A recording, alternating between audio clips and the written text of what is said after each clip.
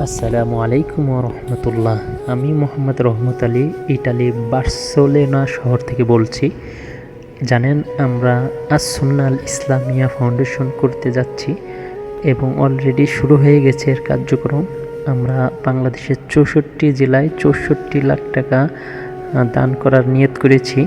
মানে যেখানে মসজিদ বেওয়ারিশভাবে কেউ খোঁজখবর রাখে না, মনে করেন ভাঙাচুরো এরকমভাবে, সেই রকম মসজিদে এক এক জেলায় 1 লাখ টাকা দান করবো ইনশাল্লাহ আমাদের এই আস-সুন্নাহ আল ইসলামিয়া সংগঠনের মাধ্যমে। আমরা চাচ্ছি ভিডিওটা সবাই শেয়ার করেন, যে সারা বাংলাদেশ থেকে 64 জেলার 64 জন লোক এই কমেন্টে জানান ঠিকানা সহকারে যে আমাদের এখানে এরকম মসজিদ আছে, এখানে কাজ হয় না বা পরিচর্যা করে না, নষ্ট হয়ে রয়েছে। তাদেরকে ইনশাল্লাহ আস-সুন্নাহ আল ইসলামিয়া ফাউন্ডেশনের পক্ষ থেকে এক এক জেলায় 1 লক্ষ টাকা দেওয়া হবে মসজিদ সংস্কার করার জন্য।